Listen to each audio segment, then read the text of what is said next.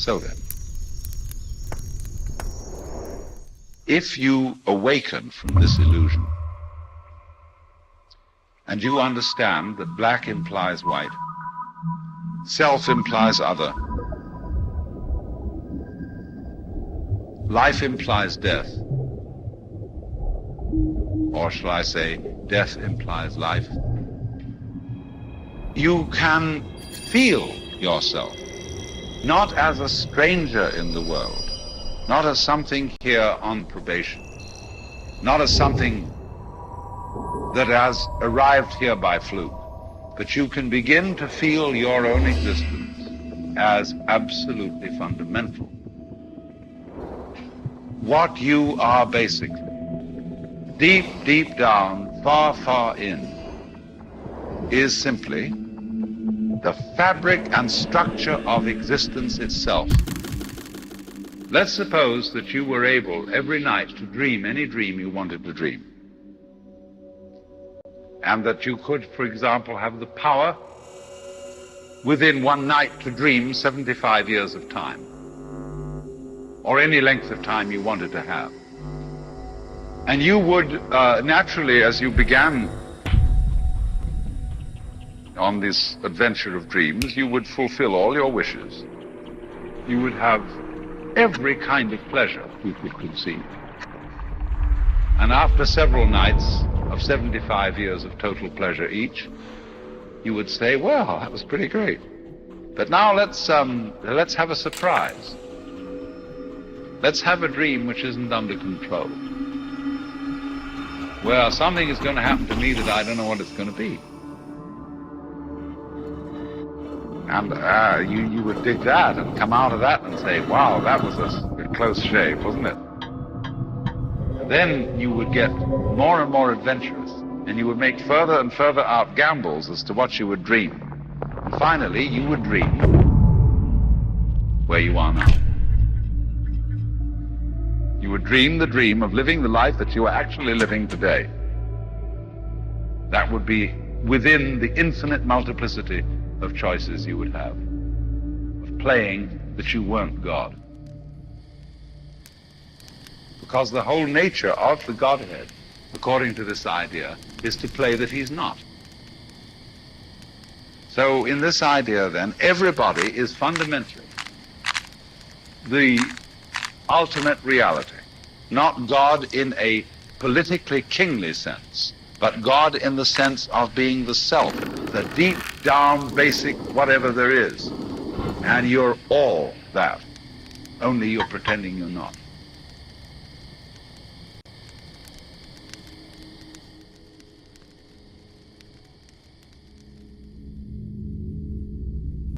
Deep insights from Alan Watts on human consciousness. Hallo allemaal, daar zijn we er weer, RHTVLive. Ja, in de hulst van de nacht. We hebben de graveyard shift. Maar het is niet overal nacht. Ja, dus Amerika leeft 6 uur eerder. Maar goed. We gaan eens even een kijkje nemen naar politiek en geopolitieke issues. En laten we allereerst beginnen met ons mooi Nederland. Ja, we gaan eens even kijken naar wat Gideon van Meijeren heeft gezegd. Publiek applaudisseert voor Van Meijeren na clash met D66 over pandemieverdrag. So for the English-speaking viewers, our demissionary cabinet had something on the table, the WHO pandemic thing, and our demissionary cabinet actually said, yep, we're going to give our sovereignty to the WHO. Yeah, and they can decide for us when there's a pandemic. Dus Gideon van Meijeren, die gaat er fel tegenin. En we gaan even kijken naar Gideon van Meijeren. Voorzitter, mevrouw Paulusma geeft aan dat D66 een warm voorstander is van een internationaal pandemieverdrag en de minister te steunen in haar voornemen om daar ook mee verder te gaan.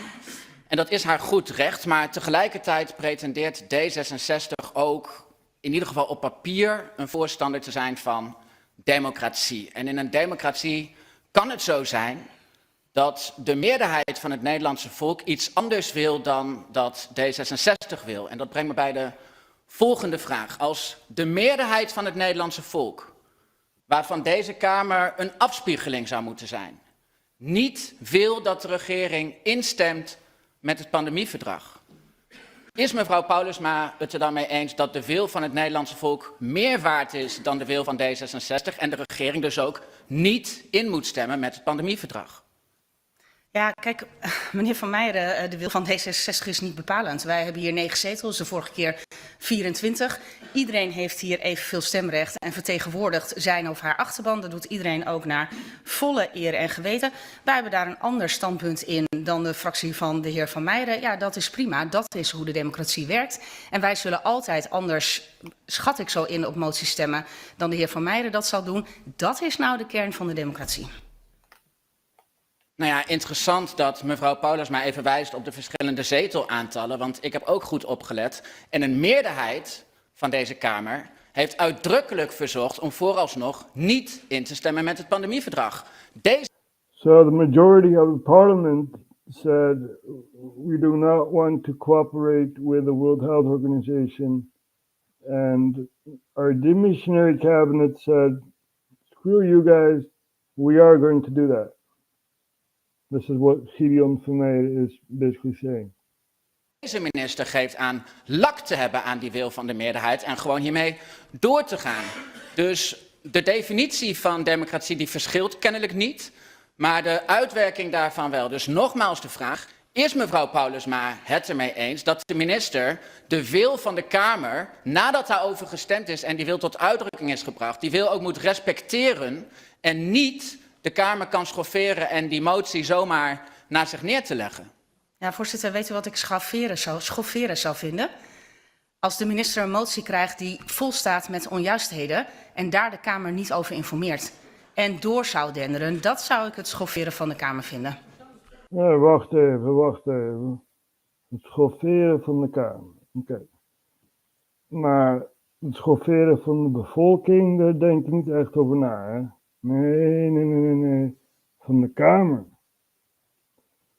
Maar kiezen wij niet onze volksvertegenwoordigers? Werken zij niet voor ons? Er was een tijd dat de overheid alles heeft gesloten. Nou, behalve om de winkels. Ja, je moet wel naar de winkel toe gaan. Hè? Ja, je kan wel even gaan vechten om toiletpapier en zoiets. Dus ja, dat is dan geen schoffering? Nee. Een schoffering van de Kamer. Ja. Oh, je voelt op je teentjes getrapt. Maar het wordt nog erger, hè.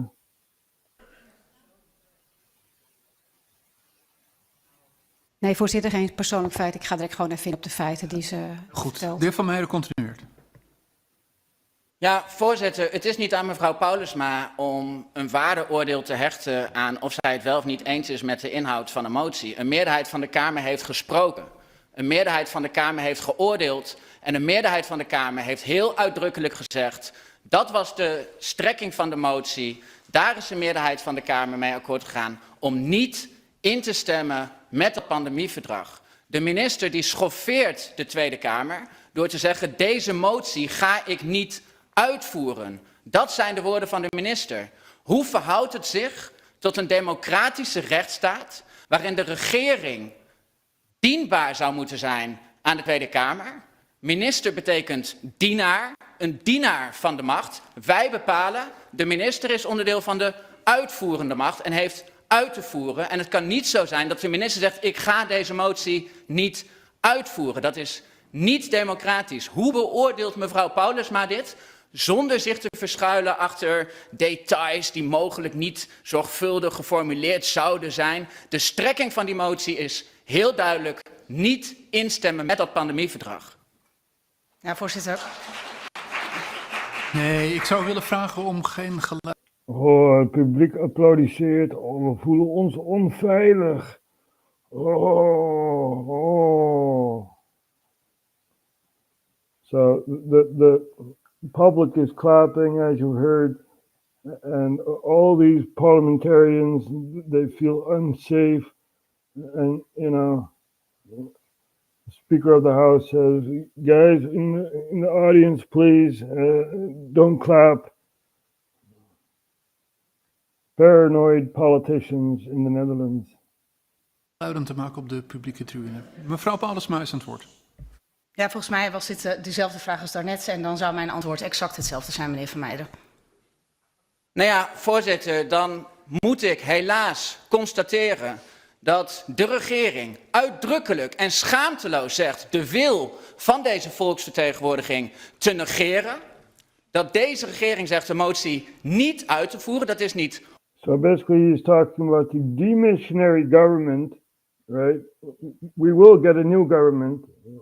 Though there's one, but that's after the summer vacation. These people are working very hard. You can see the sweat come off their, foreheads, and so then we'll have a new government. So we're still stuck with the demissionary government, and they signed us off to the WHO, which is an anti-democratic institution.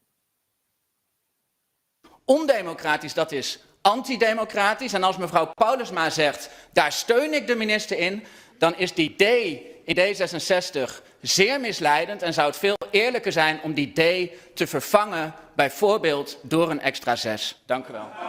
Voorzitter, dit is niet... Nogmaals, ik wil dat u geen geluid maakt op de publieke tribune. Maar Nogmaals, deze opmerking... dit is de laatste keer dat ik gewaarschuwd. So the party is called Democratic 66, right? 1966 was when that party came to be. So, that's why they're called Democratic 66. And Gideon van Meijeren says if you subtract the D and put in a 6, that's a better definition for your party. So everyone is in an uproar, right? And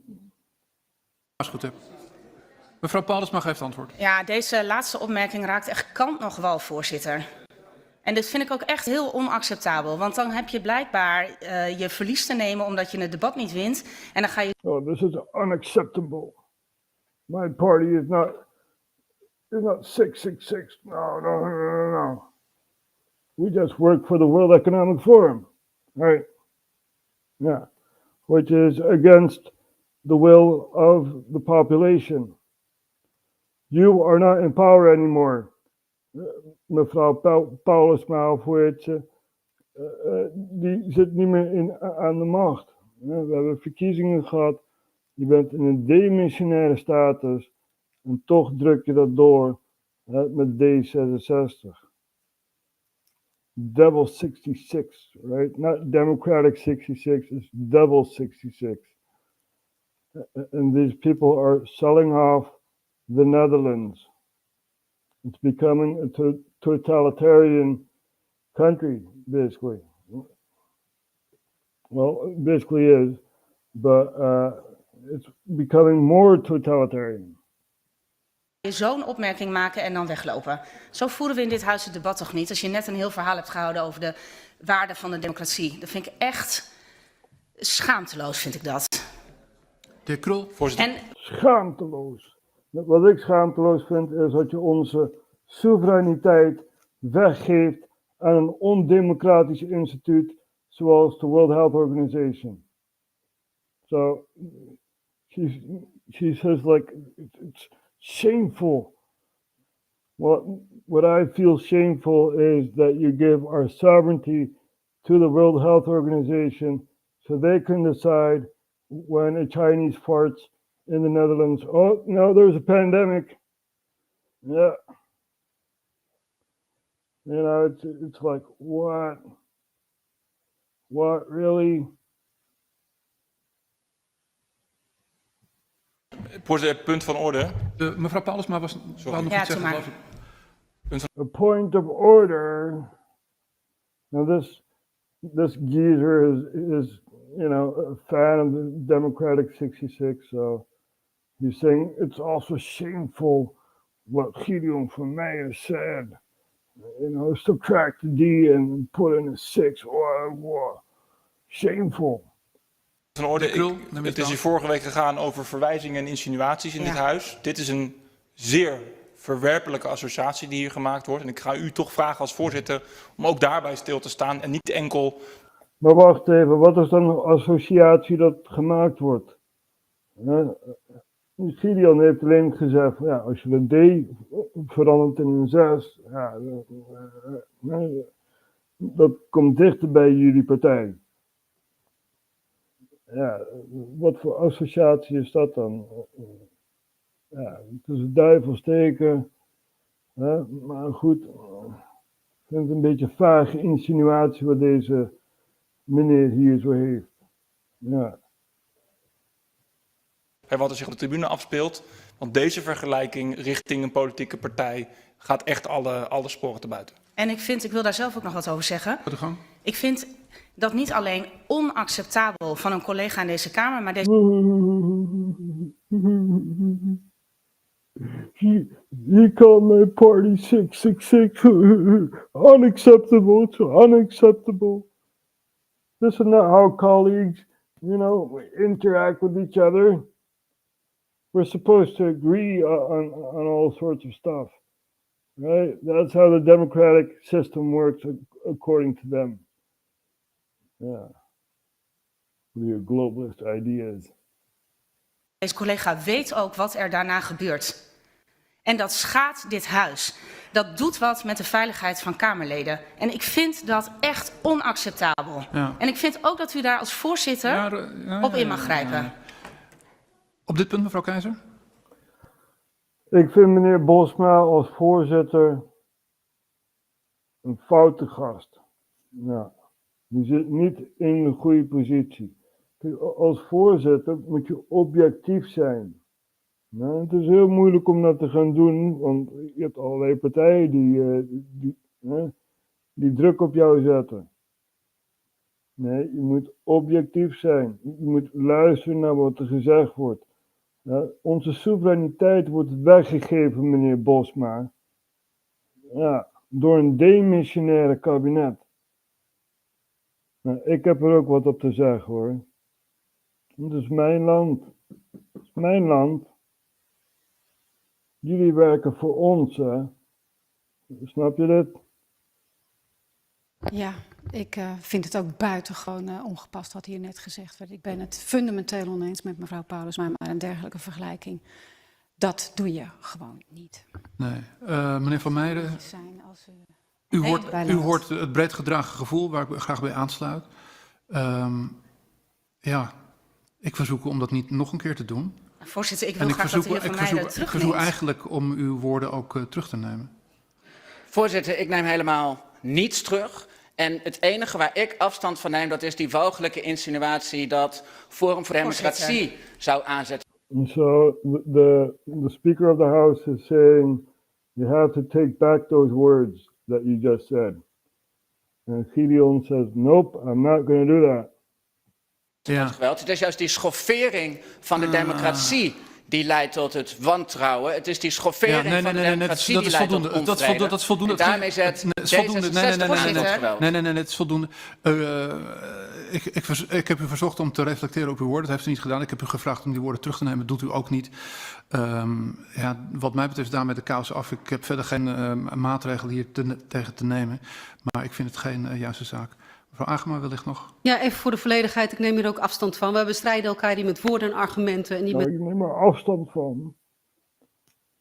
I distance myself from what Gideon said there. Yeah, very shameful. Oh my God.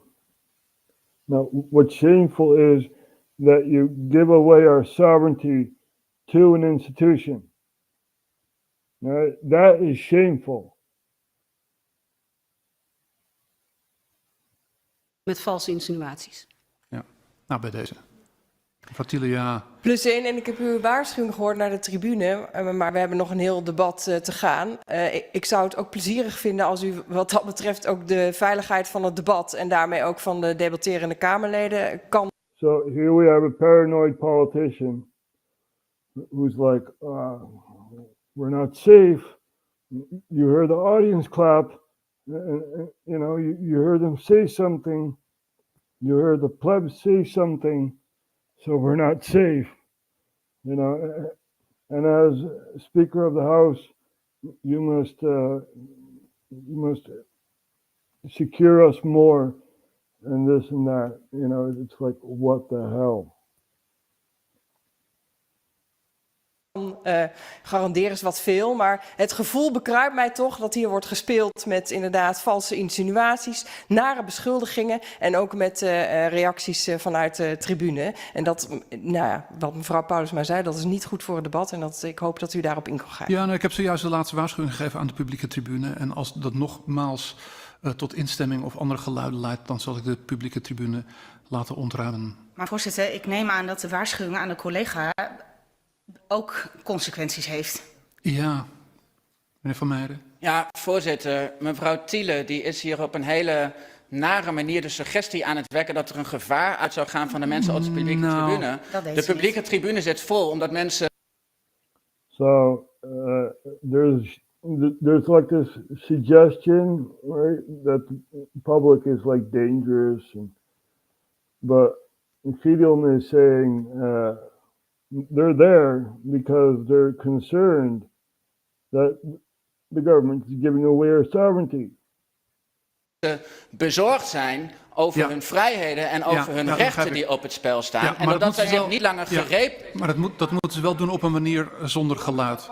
En er gaat een vervelend... Nee. En daar gaat de microfoon uit. Ja, hè? Vind je wel leuk, hè, meneer Bosma? So he cuts off the mic from Gideon, saying, you know, the audience is there because they're concerned. These are concerned people, right? And he cuts off the mic.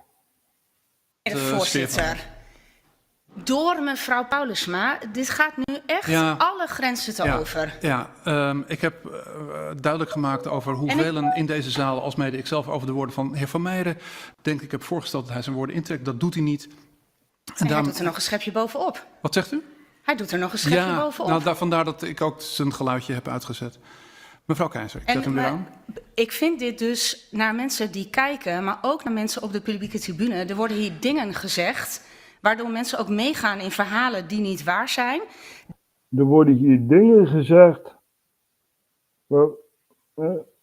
wat niet waar zou zijn. What? Dit gaat om een pandemieverdrag. Ja? D66 zou dan de laatste partij zijn die iets in verweer kan gaan tegen een demissionair kabinet, een kabinet dat al ontslagen is. Ja. En ze gaan niet in verweer. Nou, dat is toch gewoon vreemd, of niet? Ik vind het zeer vreemd. Want het parlement, de Kamer, heeft het verworpen. Die willen dus niet meedoen aan de WHO-pandemieverdrag. We have a parliament that said no against the pandemic treaty, right? From the WHO. And D66 was the only party that could really stop this. You know, but they said nope. Even though we're fired, we don't care. By sovereignty of the Netherlands. So, when a Chinese farts, or whatever, you know, Eritrean farts, there's a new virus, we got to close everything. And the WHO decides that for us. You know, we are going to get a new cabinet, but it's once you put something in work, right? It's very hard to subtract. So it's up to our new cabinet to say we're not going to do this. Nope. But it's going to take time because now we're in the UN system, right? In the World Health Organization system and stuff. They planned this out. The pandemic was just a test, right? It was never about public health. It was about public power, right? So our new government has enacted one thing, which is not allowed anymore, right? There's a term that you're not allowed to say anymore. And we're going to show that term because we're not going to say it because it's not allowed anymore, right? We do have to play the rules, of the government, right? So we're going to show you guys what we're not allowed to say. And it concerns a country in the Middle East. So this term here is not allowed anymore. Yep, you get a fine when you say that, right? These slogans. When you say these slogans in public, you get a fine. I don't know how many euros you get a fine, but you're not allowed to say that anymore. So, I don't know if Geert Wilders,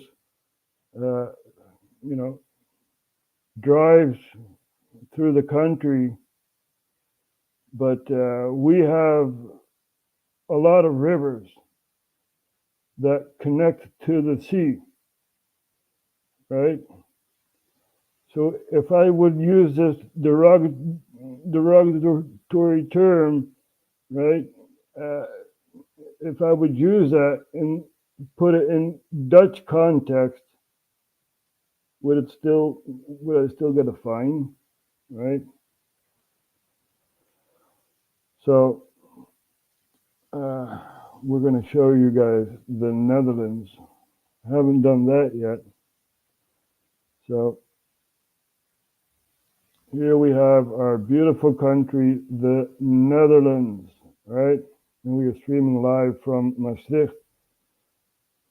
And if you look at our beautiful country, there are rivers everywhere. We have the Maas here and the Rhine and other rivers, So if I put that derogatory term and put it in context for the Netherlands, if you're not allowed to say that, why are you allowed to sponsor one side of a war? It's freedom of speech. Our government has become totalitarian. They want to control the speech, right? I'll say this, from the rivers to the sea, the Netherlands will be free, right? We need to be free of all these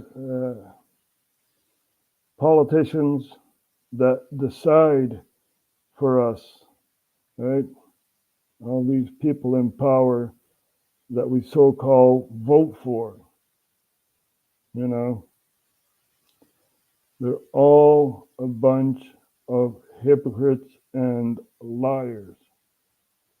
So, we're also going to show you guys what else is happening in and around our beautiful planet. Let's take a look at Al Jazeera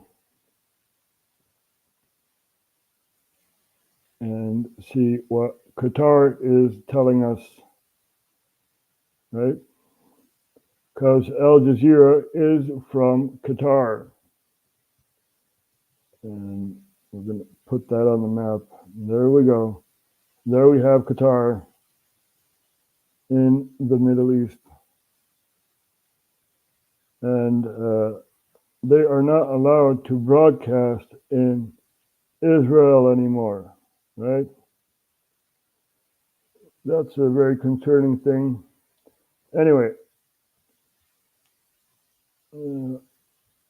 let's see.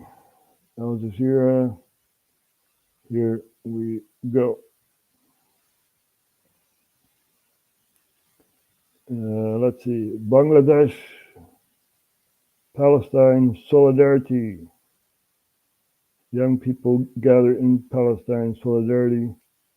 New Caledonia, this is very interesting. New Caledonia, French troops going to New Caledonia. We're going to put that on the map. But first, we're going to take a look at this here.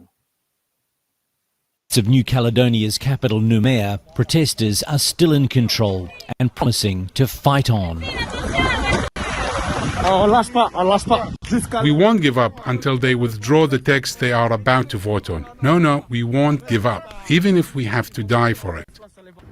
The text he refers to as a constitutional change that would expand the electorate in New Caledonia, allowing more French nationals to vote in local elections. The indigenous Kanak say it's entrenching French colonization and marginalizing their voice. We're waiting for this text to be withdrawn because it means the elimination of the Kanak people. We're already in the minority. If they get this text through Congress in Versailles, we're screwed. The French government continues to increase the number of security personnel who have been slowly bringing the situation under control. But days of protesting, looting and arson have shut down parts of Noumea, and some people worry it will never be the same. We're waiting for the police to intervene, and then maybe we'll be a bit more relieved, a bit more liberated. It's true that afterwards it will be difficult to rebuild everything, and that's that. It's a sad story. There's only one word for it: sad. The international airport remains closed to commercial flights, stranding many tourists. On Tuesday, the governments of New Zealand and Australia were given permission to land military aircraft in New Caledonia to evacuate some of their citizens. The first have arrived back home. A bit angry with the Australian government, to be honest, in as much as that I felt that they should have warned us prior to going. More flights are planned in the coming days, contingent on the fluid security situation. Wayne Hay, Al Jazeera, Tauranga, New Zealand. Now, did you hear that? New Zealand, right? So New Caledonia is basically a colony of France. Yeah. And we're going to put that on the map.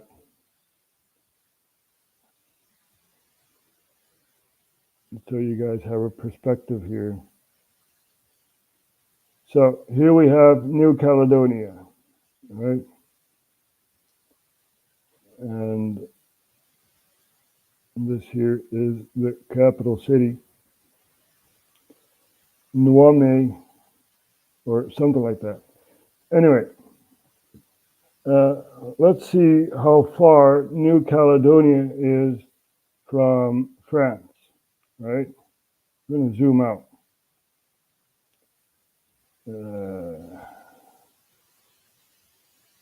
Let's see, it's over there, and France is over there, right? So, I don't know, pretty far from France, you know, why would Macron go there? We know that France is kicked out of Niger Mali, and Burkina Faso, right? And why would you go there? Well, there's uranium there and other materials, you know, that the French exploited, basically. And Niger said, it's enough. So by France, they also kicked out the US, right? We also have a failed coup in the DRC. We're also going to take a look at that. But going back to New Caledonia, there's a lot of nickel in New Caledonia, you know? So this is why it's a colony of France, right? It used to be an English colony, but, you know, a war between England and France, and suddenly a peace agreement, and you guys can have New Caledonia, no? So that's the short end of the stick. And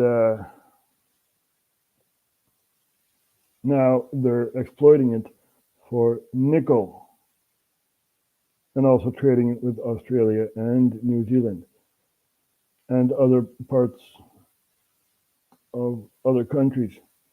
So the DRC, right? The DRC. Let's take a look at that.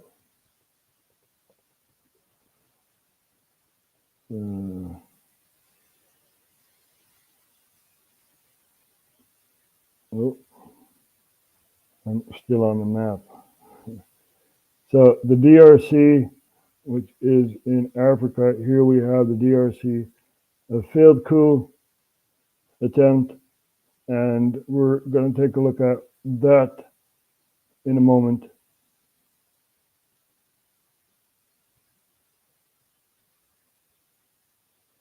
Here we go. New York Post. 3 Americans among 50 detained after failed coup in DR Congo. So, take a look at this here. Tonight, at least 6 people are dead and 50 detained after the military of the Democratic Republic of the Congo says it foiled a coup attempt. Video of the attack inside the presidential palace, verified by Reuters, was live-streamed on Facebook early Sunday morning by the alleged leader of the failed coup, Christian Malanga. Malanga at one point standing next to a man that appears to be his American-born son, Marcel, an American flag visible on the younger Malanga's chest. The older Malanga said the Congolese military is tired of the president, a president Malanga said has messed up the country and must leave office. The president did not leave office. Within hours, Christian Malanga was dead, killed during a shootout with presidential palace guards, according to a spokesperson with the Congolese army. Cette tentative. They say 2 guards at the presidential palace and 3 other assailants were also killed. The Congolese military says the coup attempt involved 3 Americans, including one they identified as Malanga's son, Marcel, who, according to the AP, appears to be in this video being circulated online by the presidential palace. More footage circulated by the presidential palace shows several unidentified Congolese men being rounded up by soldiers. It was a very bizarre attempt to take power. It's not clear what the objective was. It also indicates that the security services, the intelligence services were very poorly organized. After all, they were able to attack and briefly control the presidential palace. The U.S. Embassy issued a security alert on Sunday, and the American ambassador to DRC said in part, quote, "We will cooperate with the DRC authorities to the fullest extent as they investigate these criminal acts and hold accountable any U.S. citizen involved in criminal acts." The attempted coup is another black eye for the Congolese government.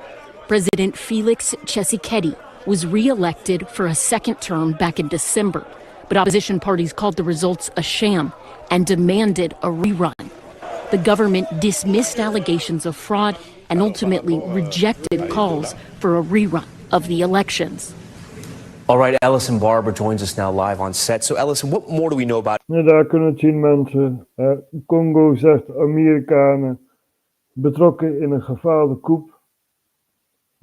Ook nog dodelijk. En ja, het is gewoon triest wat daar allemaal in Afrika gebeurt. Die mensen die groeien op in oorlog. Ja. So it's very sad to see what's happening over there in Africa, right? And people are growing up in war everywhere. Right?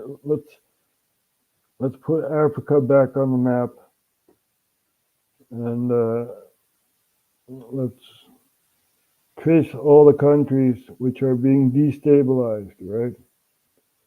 So we have Morocco, which is still a stable country, even though there are many, many refugees flowing through Morocco into a Spanish enclave in Morocco.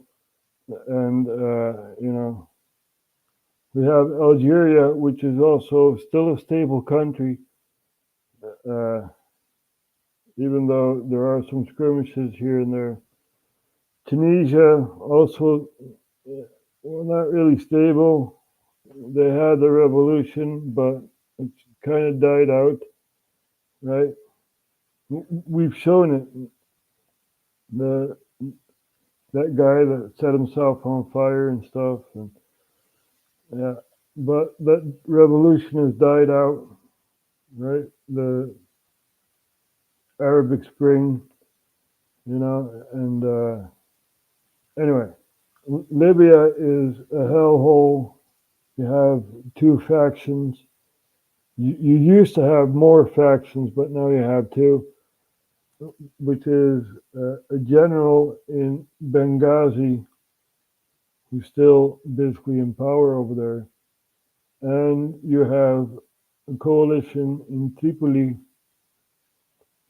So, and here we have Benghazi. So basically the country split into two.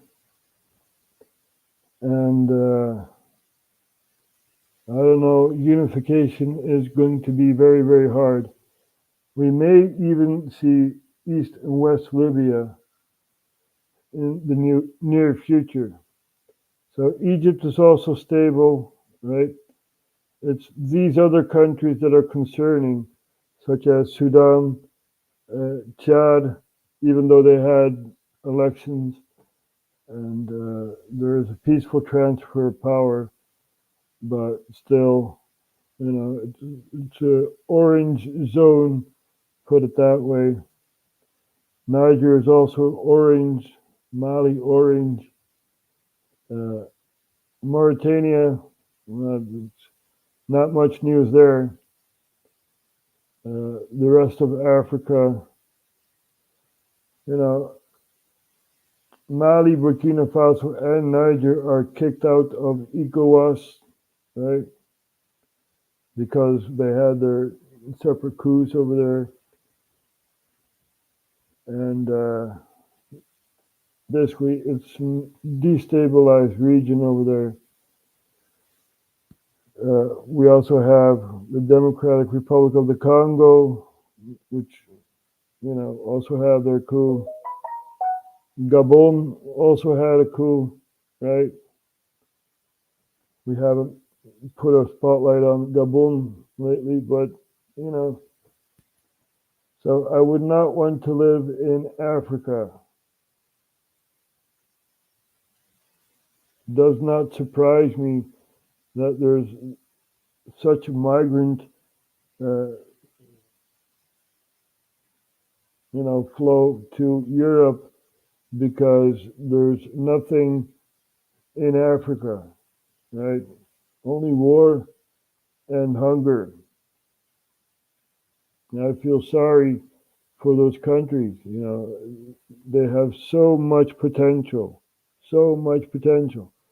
but they're being exploited by external countries, such as France, such as the Netherlands, right? We have a contract in Nigeria with Shell and other external countries.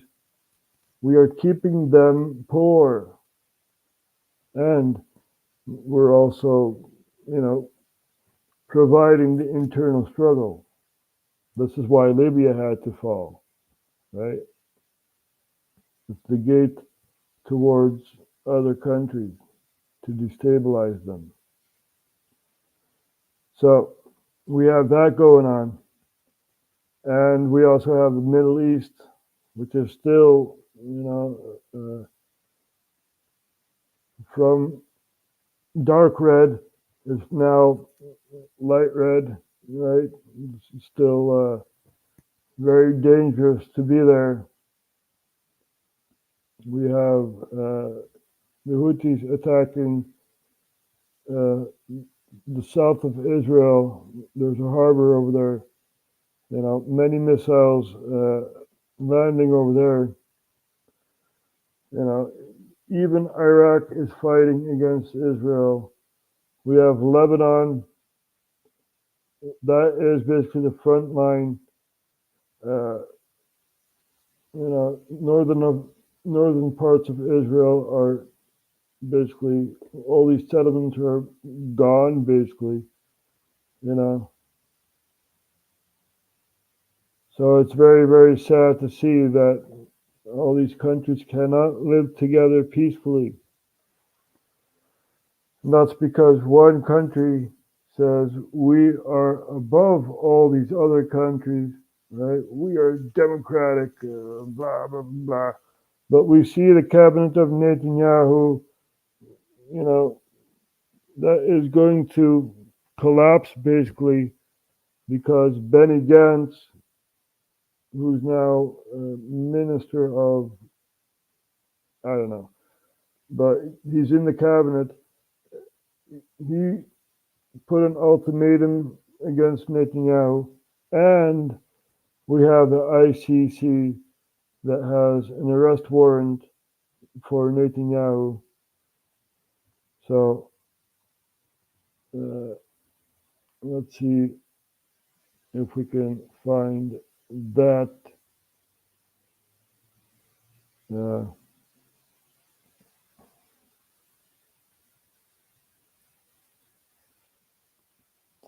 Ja, mensen, de ICC heeft een arrestatiebevel voor Netanyahu.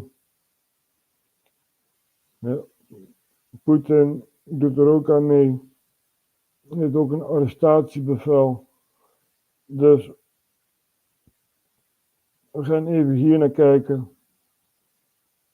Karim Khan said yesterday his office had applied to the world's court's pre-trial chamber for arrest warrants.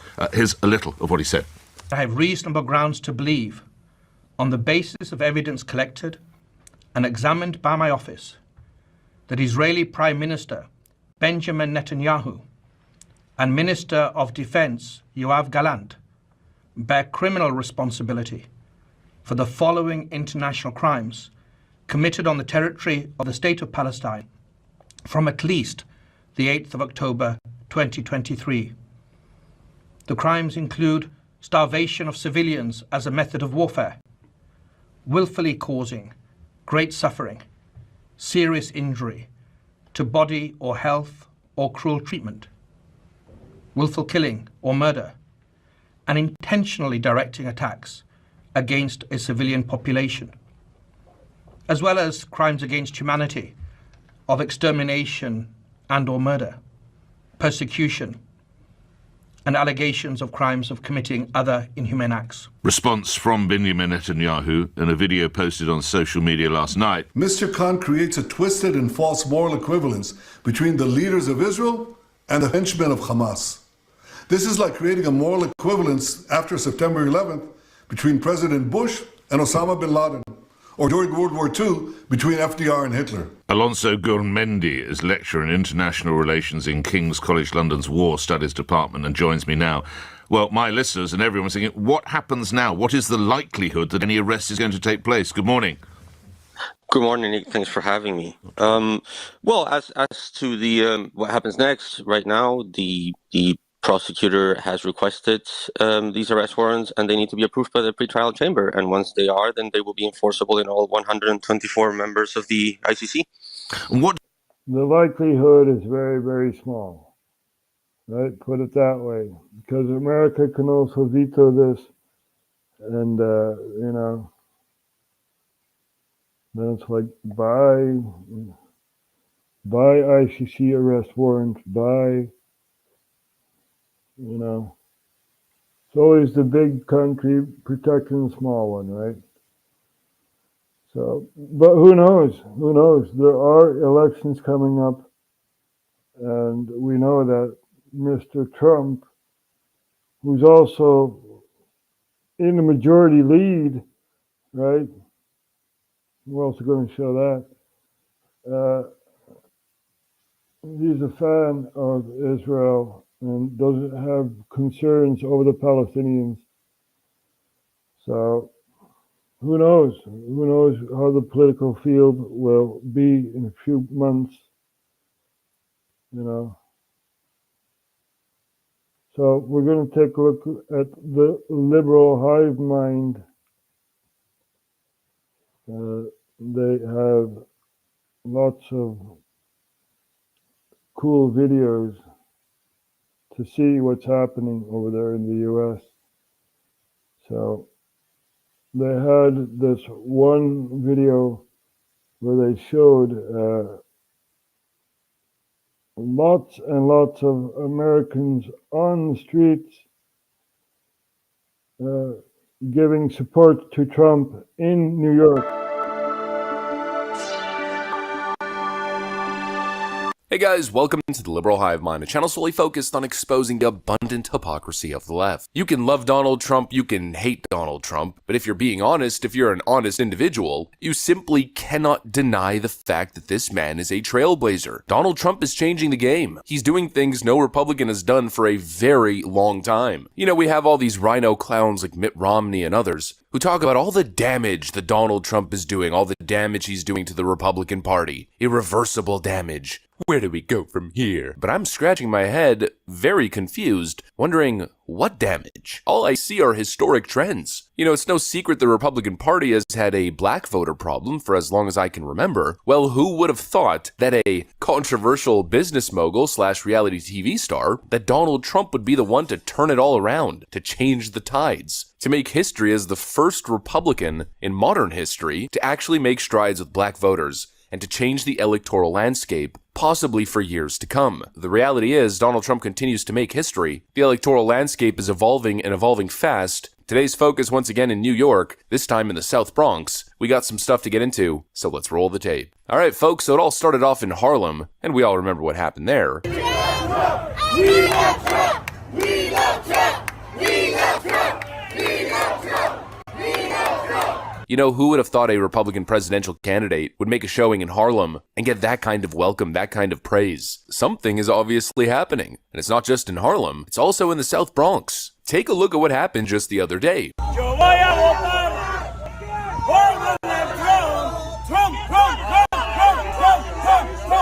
You see that? These are Americans, you know, who come together and support a very rich guy who does not give a damn. Now, to be honest, Trump was a pretty good president, you know, but still, this is beautiful to see. Just Americans coming together, you know, and seeing through the lies of the mainstream media, right? We got Stormy Daniels and stuff like that, you know. Come on. Michael Cohen stealing money from the Trump campaign buying off that hooker, Stormy Daniels. You know, it's not going to hold. The case is not going to hold. You know, so and it's basically a bump on the road for the presidential elections. They're trying to prevent Donald Trump from being president again. And why? Because they're almost done with the world government, right? The North American Union, that's still on table. That's what Biden and his associates were talking about, right? With Canada and with Mexico. And Donald Trump says, nope, we as America are exceptional. And you guys are.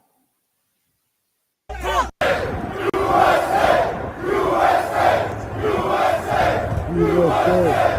Yeah, that's why I'm here.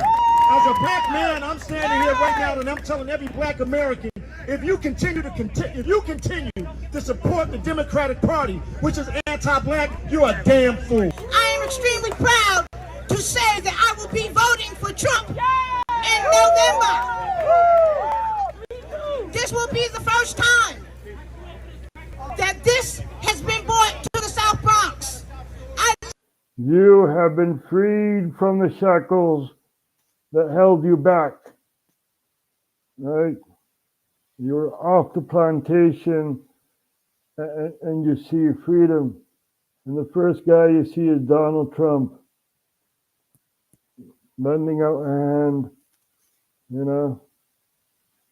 I lived right here in the South Bronx for 15 years. Honestly, I never thought I'd see the day. A Trump street parade in the South Bronx. And it wasn't just in the Bronx, but also in Queens, New York as well. Here we have Dominican... Now, this is very, very important because, you know, New York is a Democratic stronghold, basically, right? So, it's very important this year. Voters in front of a barbershop, letting the world know exactly who they stand with.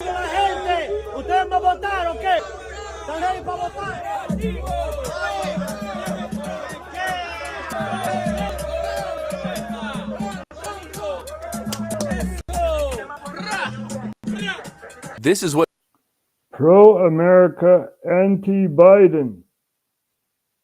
We know what's going on. The borders are wide open, you know, human trafficking, drug smuggling, this and that, you know.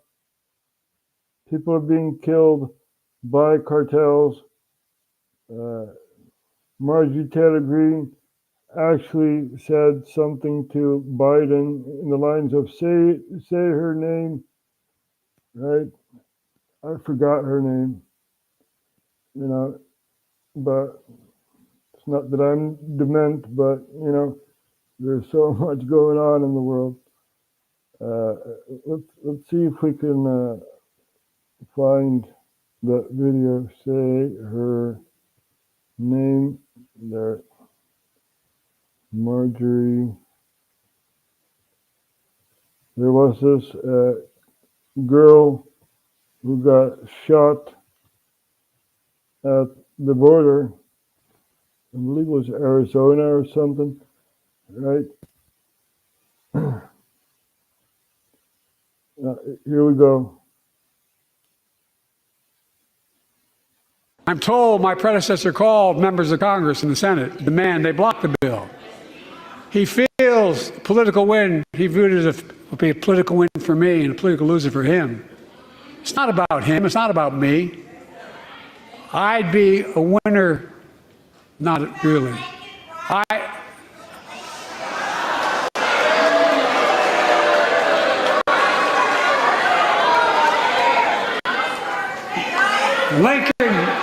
Lincoln Riley, an innocent young woman who was killed by an illegal. That's right. But how many of thousands of people being killed by illegals? To her parents, I say, my heart goes out to you, having lost children myself. I understand. But look, if we change the dynamic at the border, people pay these smugglers $8,000 to get across the border because. You see, I'm not making it up, right? Human smuggling, drug trafficking, cartels taking over small towns and stuff like that. You know, it's a nightmare under Biden. It was the same nightmare under Obama. Remember the program Fast and Furious? Not the movie, but the program the federal government had put out, right? Give weapons to the drug cartels and stuff like that, so we can track and trace the weapons. And yeah, right. This is how the Democratic Party works. You know, not only bringing in lots of people so they can vote for the Democratic Party, but also bringing in lots of cartels so they can suppress the people. Right? And this is how they work.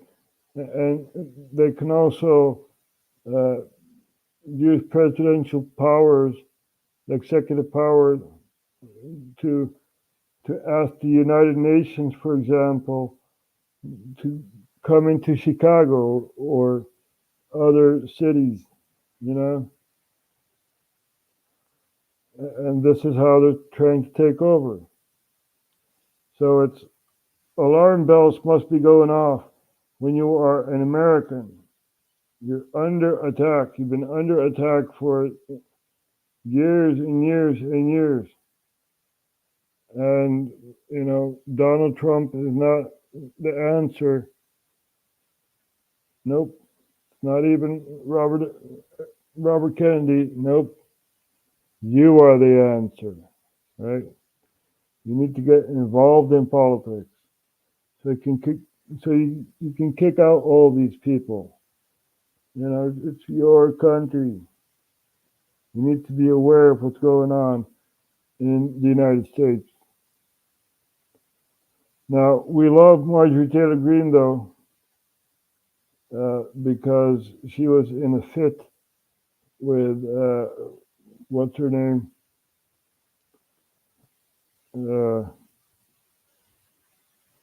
AOC. There we go. Marjorie Taylor Greene clashes with Ocasio-Cortez in chaotic hearing.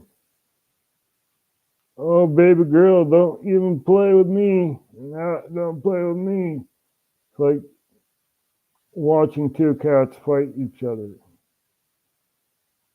Does any other member seek recognition? Mr. Chair Chairman, recognizes Ms. Green. I'd like to know if any of the Democrats on this committee are employing Judge Merchan's daughter. Please tell me what that has to do with Merrick Garland. Is she a porn star? Oh, Goldman. That's right. He's advising. Okay. He's advising who? What? Do you know what we're here for? You know we're here about AG. I don't think you know what you're here for. Well, you the one talking about. I think your fake eyelashes are messing up. No, ain't nothing. Hold on. Listen. Order. Mr. Chairman, that's beneath even the order of your committee. Order. Please. There's a point of order. We have a point of order. Mr. Lynch, state your point. Mr. Chairman, I would just like to ask the parliamentarian if your conduct here in raising money in connection with this hearing is referable to the Ethics Committee within this hearing. Is a motion in order to refer your conduct and your abuse of It's not a point of order. I do have a point of order, and I would like to move to take down Ms. Green's words. That is absolutely unacceptable. How dare you attack the physical appearance of another person? Are your feelings hurt? Her words down. Aw. Oh, girl. Oh, your feelings were hurt. Baby girl. Oh, really? Don't even play. Baby girl? I don't think we are going to move, and we're going to take your words down. Thank you second that motion. So who will have to pay us? Okay. So all the Democrats are like, we're going to take the words down. There's this notary, right, writing all the words and stuff. So, and everything that's being said is like comes in a report, right? It's on paper. So that's why it's being taken down, and she needs to apologize because feelings are hurt.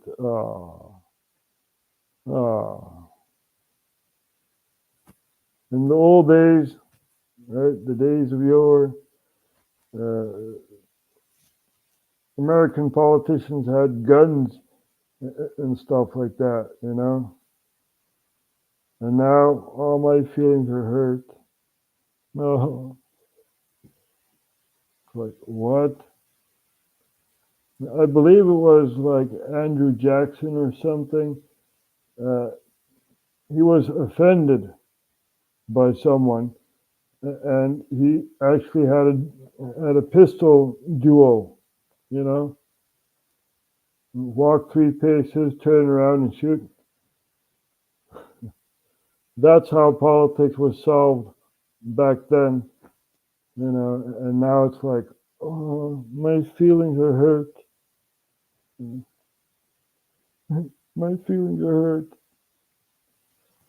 So, yep, that's where your tax dollars go to. These people debating over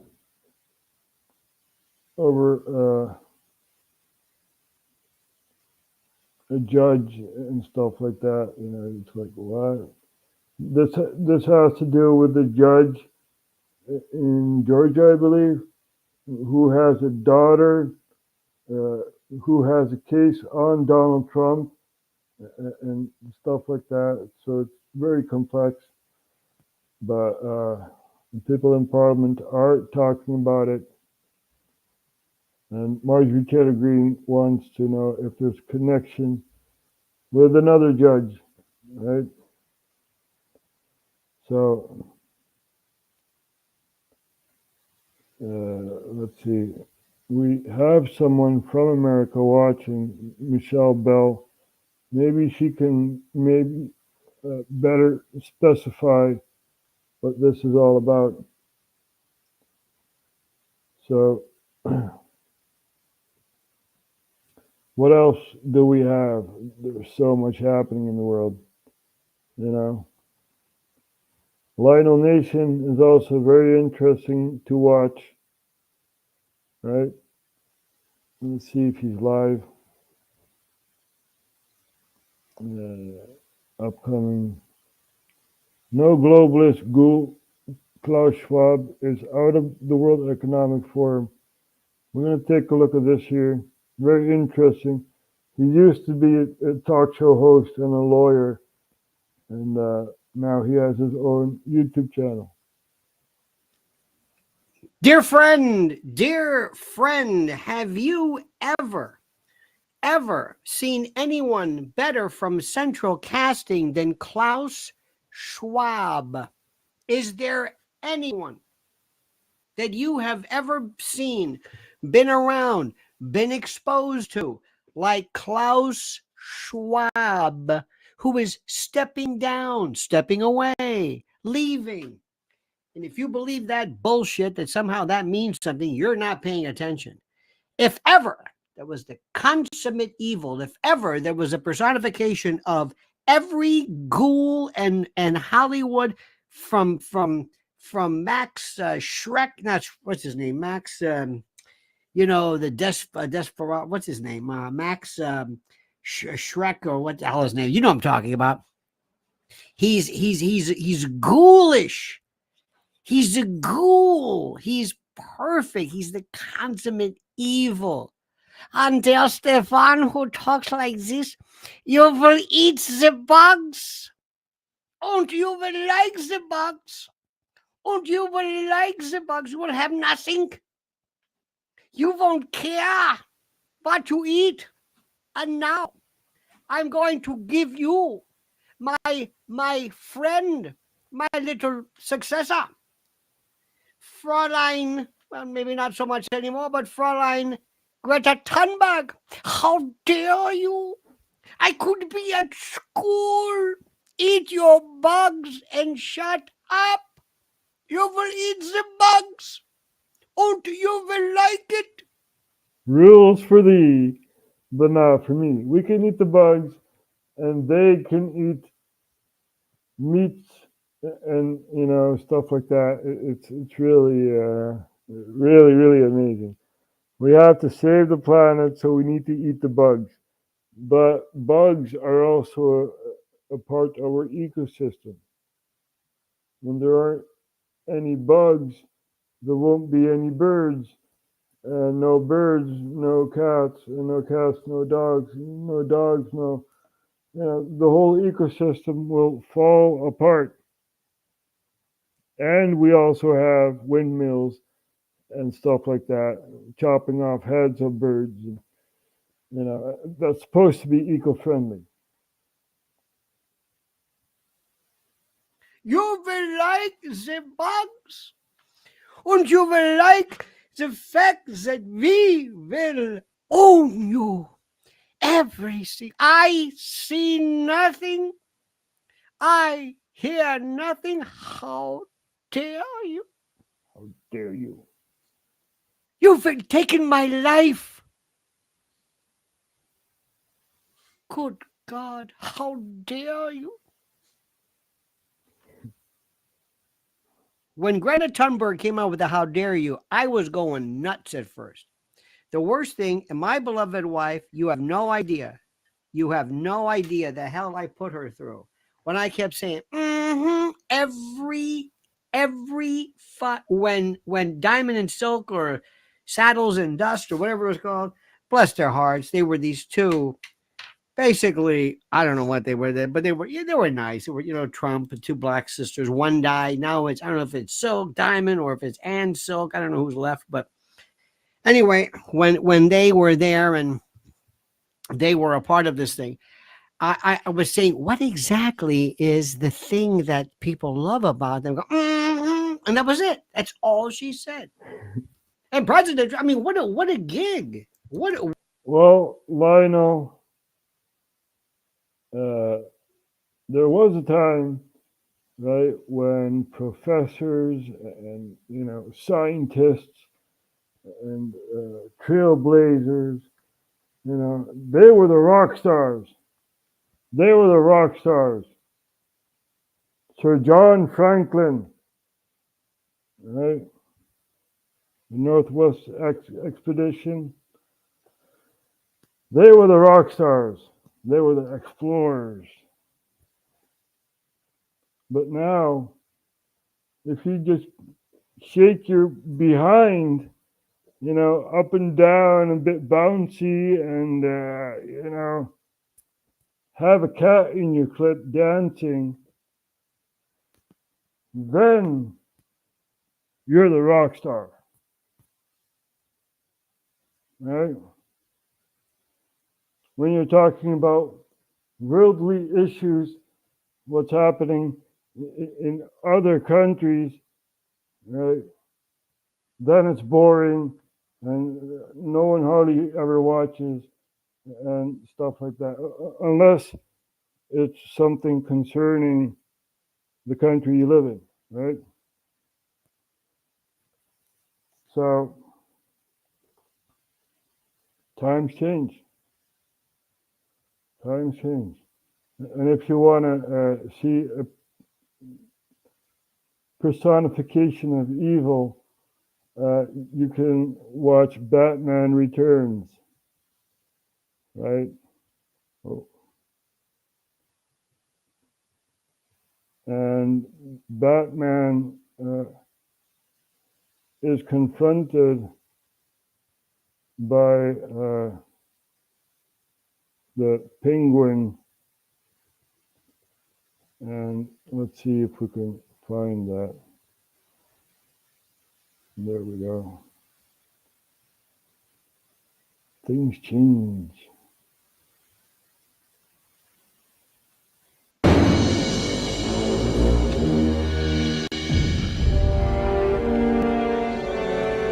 Admiring your handiwork. Touring the riot scene. Gravely assessing the devastation. Upstanding mayor stuff. You're not the mayor. Things change. What do you want? Ah, the direct approach. I admire that in a man with a mask.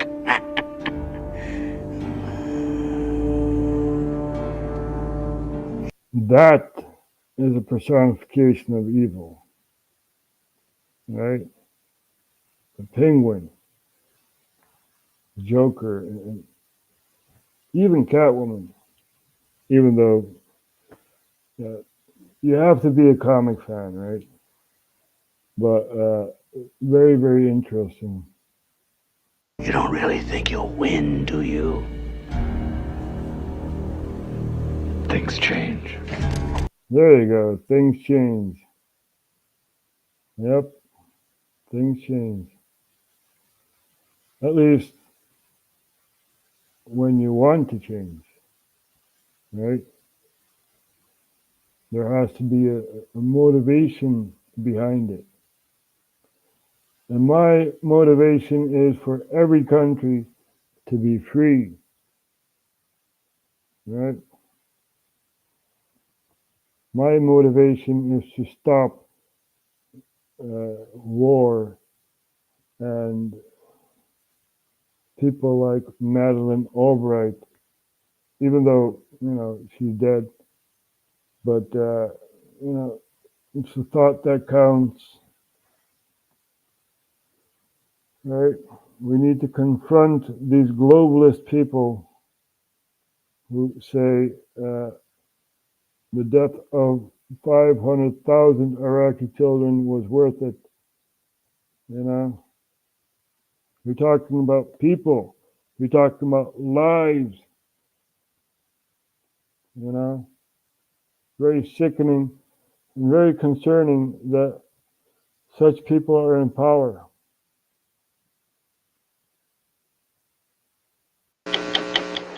We have heard that 500,000 children have died. I mean, that's more children than died in Hiroshima. And is the price worth it? I think this is a very hard choice, but we think the price is worth it. You think the price is worth it? Really? I don't. Right? I don't. And we know you go to the Council on Foreign Relations. We know all that. Right? Joe Biden brags about his dealings in Ukraine. Let's see.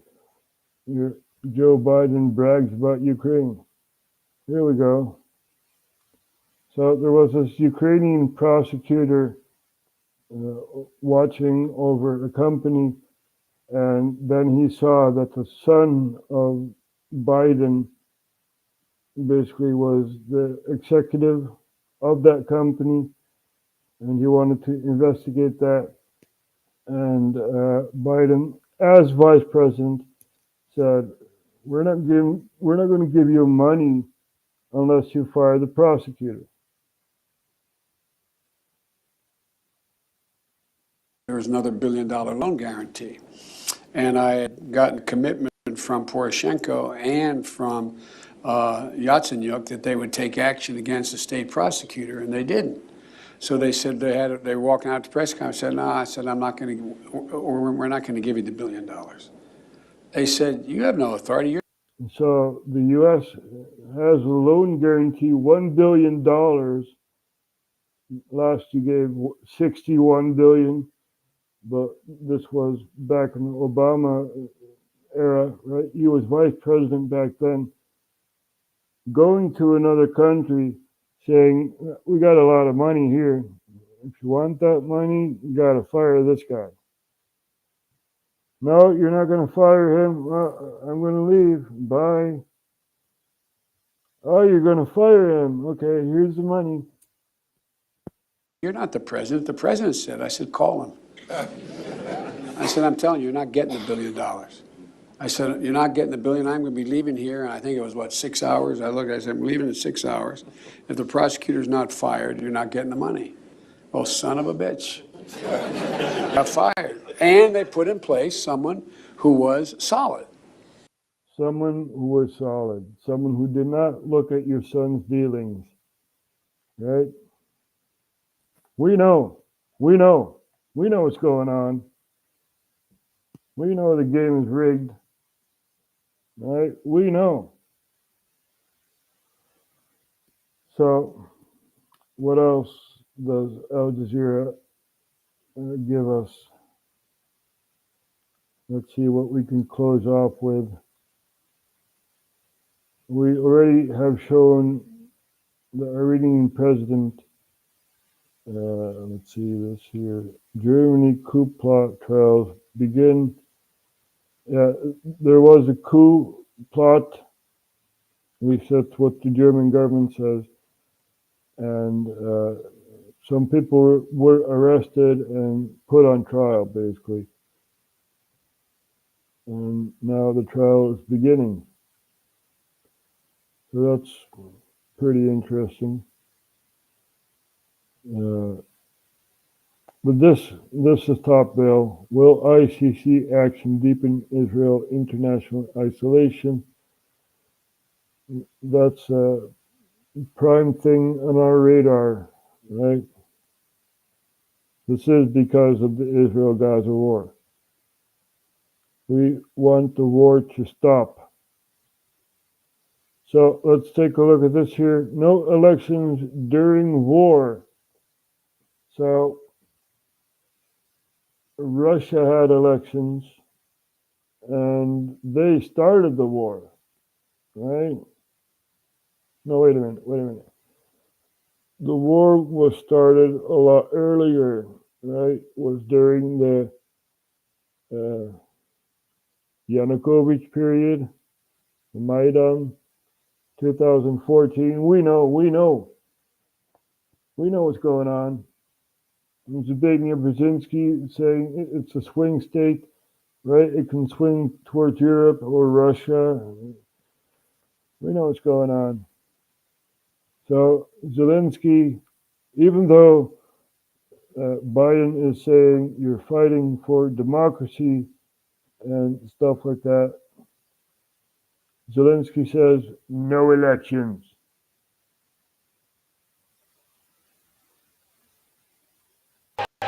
It's been 5 years.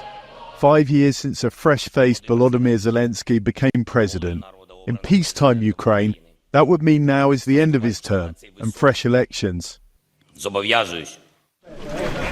with the country under martial law since 2022, a vote's prohibited and the incumbent president continues in office. In a statement last November, he said that was the right course. Now is the time of defense, the time of the battle that determines the fate of the state and the people. It is not the time for manipulations, which only Russia... Now, during World War II, which was, the unforgettable war, there were elections. So, and Ukraine is in a war and no elections. would expect from Ukraine. I believe that now is not the right time for elections. Few here question his ongoing legitimacy, and he remains popular. Although lower than before, his approval rating still at over 60%. Many Ukrainians also feel an election would be unrealistic and disrupt the war effort. In a poll this March, 78% of those asked said they were against elections before the end of the war. But in addition to that, there's also the practical difficulties. Some Ukrainian towns are in ruins, many power plants have been hit, so there are rolling blackouts in parts of the country. And perhaps most importantly, 8 million Ukrainians are displaced, 5 million of them outside of the country. There's also the problem in getting the vote to Ukrainians in Russian-controlled regions. But there have still been some questions That will be the biggest problem, because those regions are autonomous, right? You have to understand those regions are autonomous. That means Russia will intervene in the regions, but also draw back from the region, And this is why the military intervention is taking so long. They take ground, then retreat. Right? We cleaned out the Ukrainians, and now you're still an autonomous state. We're going to retreat. Now you guys can take over. All right? This is the battle plan what the Russians are doing in the east of Ukraine. So that's that. No elections in Ukraine, but you still have to fight the war, though. And elections can change the course of Ukrainian history, right? I'd put my money on Tymoshenko. Even though she's a hardliner, she's still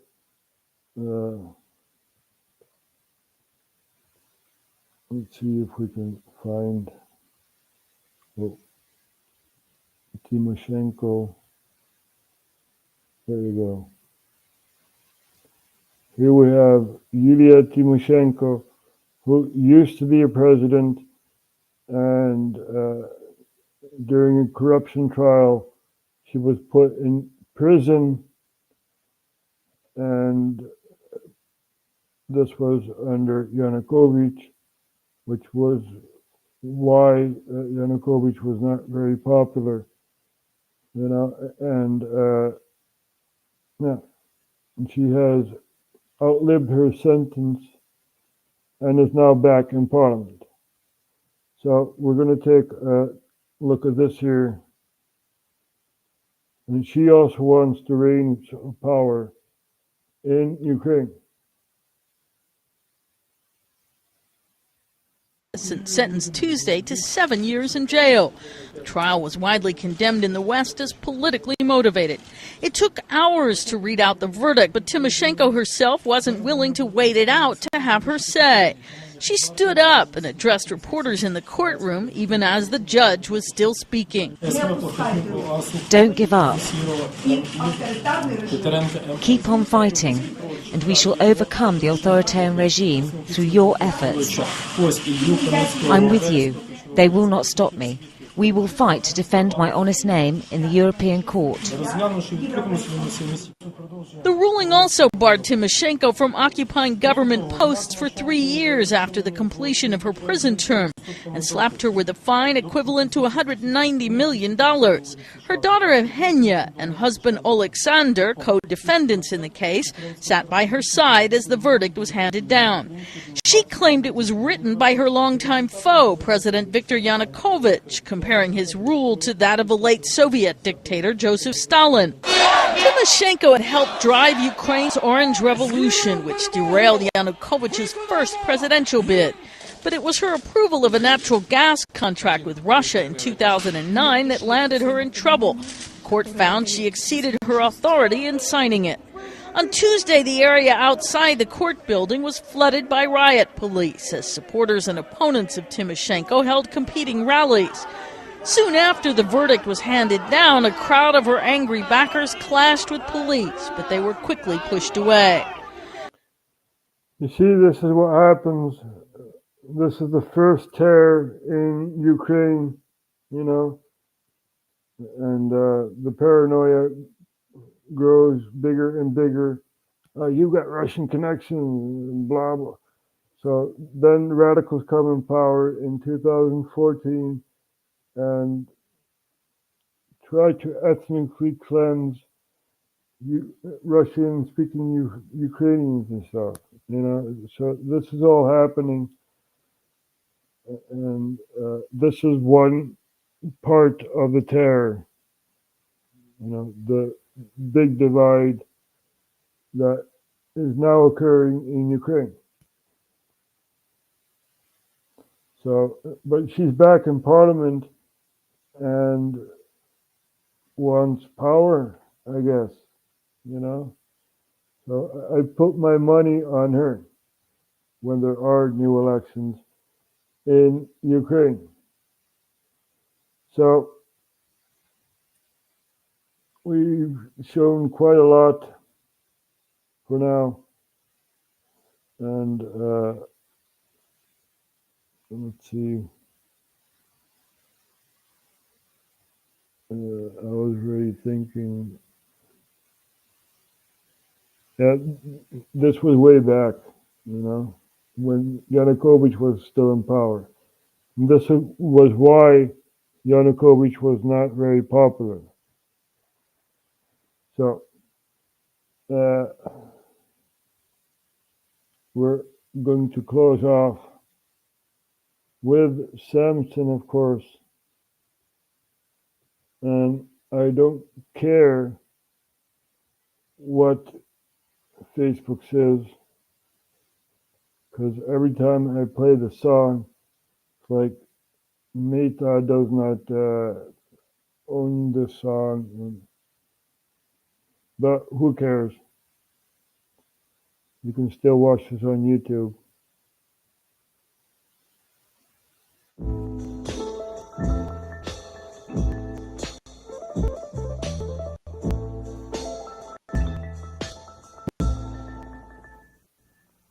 I'm hurting. I can feel my money draining. They take everything I make and you wonder why I'm complaining. I break my neck to make this money, then they just come and take it from me. My wages ain't that great in the first place. I should be paying you nothing, but they keep on coming and they keep on taking. These motherfuckers go ham on me every time I bring them the bacon. And I wonder what it's for. Ukraine, great funding a war. Have we spent enough yet? Should I guess not? Look, here they come for some more. Fuck me, I'm sore. Sucks being poor. You had the same job for the last 6 years, wasn't struggling before.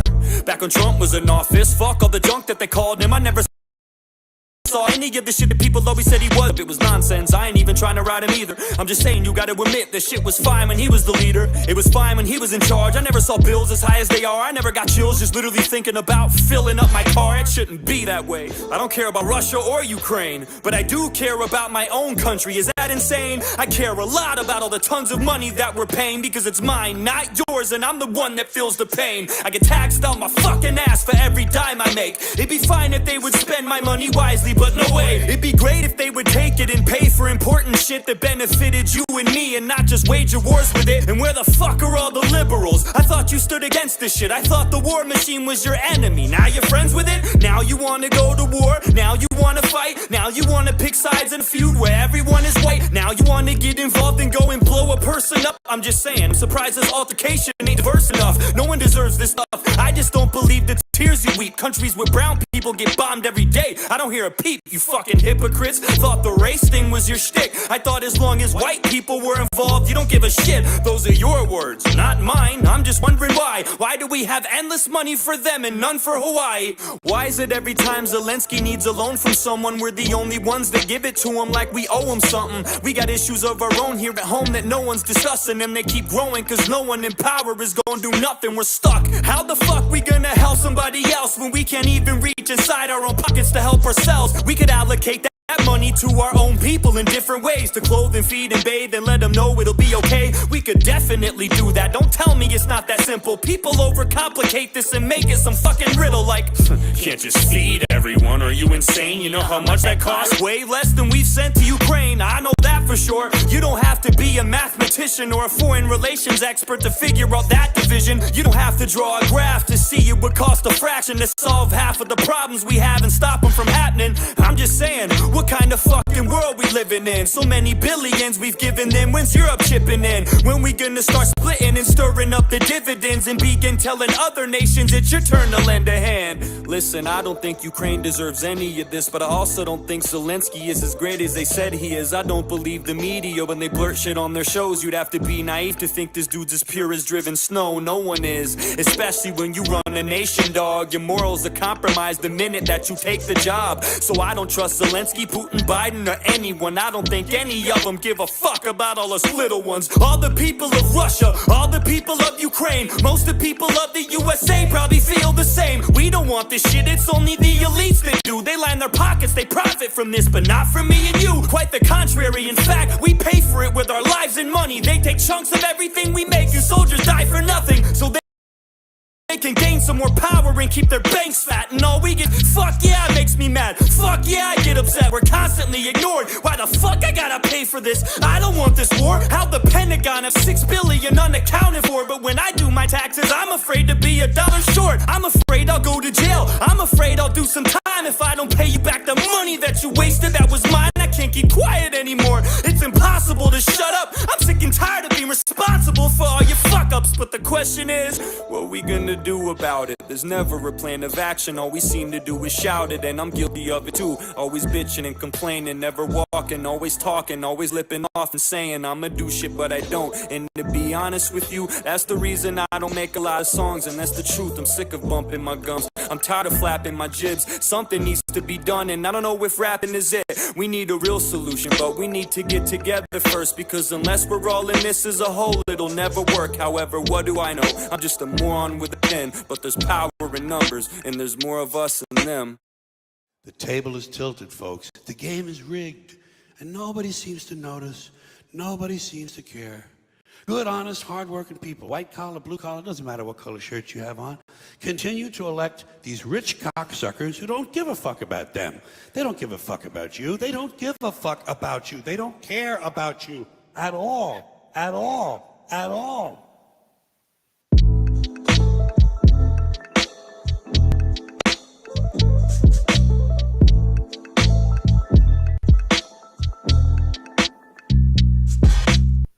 Now, let's put a cherry on top, right? We got one more clip of the front lines. Here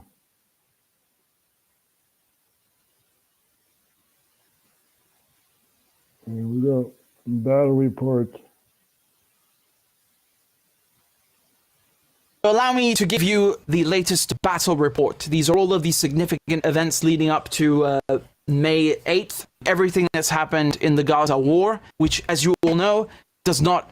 This was 12 days ago, by the way. ...only extend to Gaza. Hezbollah on May 3rd, they struck Israeli positions at Shtulla, which is an Israeli settlement, and I've plotted all of these out on the map for you. Okay, so that's the border with Lebanon, the so-called border, the imaginary line that some Europeans drew. There's Shtulla, all right? So we'll begin there. Here's the footage from the strike.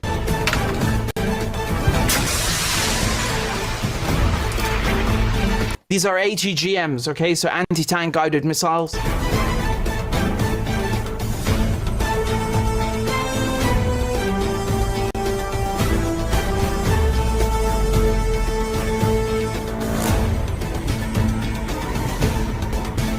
So for those of you who are... The war needs to stop. This is insanity.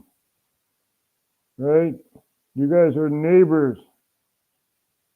You should act neighborly toward each other, not bomb each other. Very sad to see what's happening. And as I said before, this was 12 days ago.